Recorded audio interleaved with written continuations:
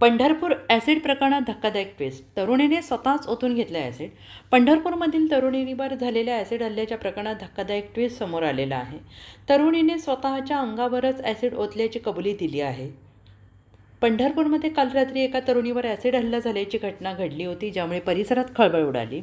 आणि या प्रकरणाचा तपास करण्यासाठी पंढरपूरचे सहाय्यक पोलीस अधीक्षक प्रशांत डगळे यांनी तातडीनं 3 पथके तयार केली. सुरुवातीला तरुणीने दिलेल्या माहितीच्या आधारे तपास करण्यात आला. कॉल डिटेल्स आणि सोशल मीडिया अकाउंटची तपासणी करण्यात आली, मात्र ठोस पुरावे हाती लागत नव्हते. आणि त्यानंतर सहाय्यक पोलीस अधीक्षक प्रशांत डगळे यांनी निर्भया पथक, डॉक्टर आणि मुलीची आई यांच्या उपस्थितीत व्हिडिओ कॉल रेकॉर्डिंगद्वारे तिचा जबाब नोंदवला. यावेळी तिने धक्कादायक खुलासा करत आपण स्वतःवरच डोक्यावर ॲसिड ओतल्याचं सांगितलं. सदर तरुणीला यकृताचा आजार असून तिच्यावर उपचार सुरू आहेत. या आजारामुळे ती नैराश्यात गेली होती, त्यातूनच तिने हा टोकाचा निर्णय घेतल्याची माहिती समोर आली आहे. शौचालय स्वच्छ करण्यासाठी वापरले जाणारे ॲसिड तिने एका दुकानातून 60 रुपयांना खरेदी केली. त्यानंतर शहरातील गजबजलेल्या मध्यवर्ती ठिकाणी तिने स्वतःवर ॲसिड ओतले. सध्या तरुणीची प्रकृती स्थिर आहे, मात्र डाव्या डोळ्यात ॲसिड गेल्यामुळे त्या डोळ्याला दुखापत झाली. या प्रकरणी पोलिसांकडून पुढील तपास सुरू आहे. रंजना सुदाम भागवत, माझी मुलगी वैष्णवी सुदाम भागवत. अज्ञात मुलांनी तिच्यावर ॲसिडसारखा द्रव्य टाकला आहे. ती आम्हाला पेट्रोल पंपाजवळ सापडली. आम्हाला एक कॉल आला. तिच्यावर टाकला तर दुसऱ्या मुलीवर टाकू नये अशी विनंती करते. गुन्हा दाखल केला आहे का तुम्ही? गुन्हा दाखल केला आहे का कोणी? काय अज्ञात पोलीस स्टेशनला तक्रार द्यावी.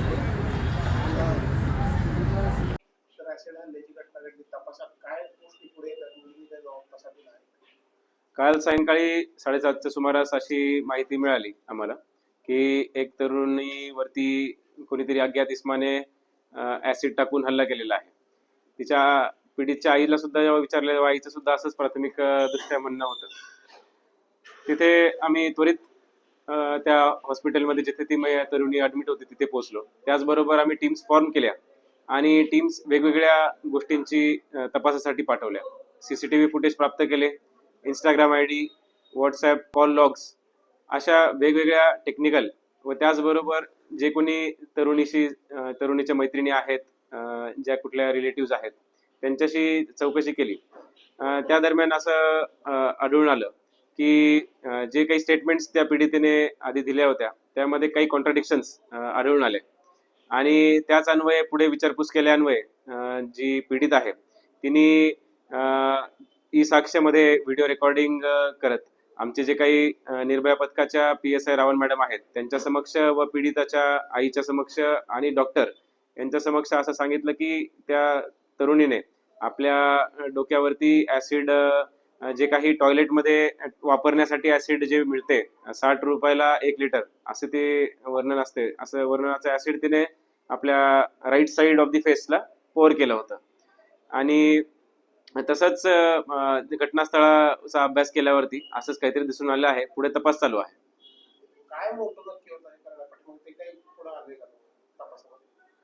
अजूनपर्यंत जसं की मी सांगितलं, ई साक्ष्यामध्ये व्हिडिओ रेकॉर्डिंगच्या अनुषंगाने पीडितेने जबाब दिलेला आहे. त्यामध्ये तिचं असं म्हणणं आहे की ती ऍक्च्युली लिव्हर पेशंट आहे.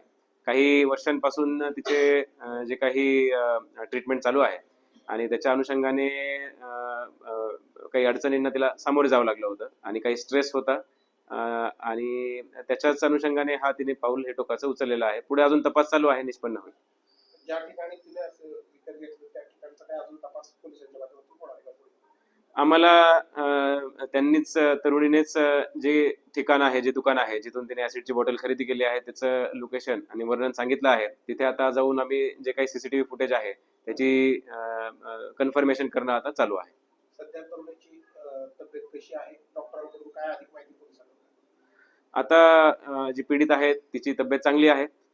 Right side of the eye थोडीशी सफर झाली आहे कारण की ते ऍसिड ट्रिकल डाऊन होऊन तिच्या डोळ्यात गेलेलं होतं. डॉक्टरांनी त्वरित तिचं जे काही ऍसिड होतं ते वॉश करून जास्तीत जास्त हानी न होण्याचे प्रयत्न केलेले आहेत.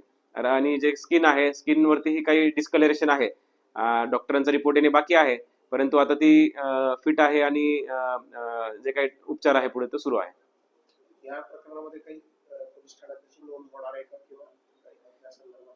काल जो काही तपास झाला त्यामध्ये वेगवेगळे सीसीटीव्ही फुटेज चेक करणं असेल, टेक्निकल एव्हिडन्सेस गॅदर करणं असेल, स्टेटमेंट्स असेल पीडितचे, हे संपूर्ण ह्या चौकशीची स्टेशन डायरी नोंद पोलीस स्टेशनमध्ये घेतलेली आहे आणि पुढे जसा तपास पुढे येईल आणि ज्या गोष्टी समोर येतील त्या अनुषंगाने गुन्हा दाखल करण्याची तजवीज सुद्धा आम्ही ठेवलेली आहे.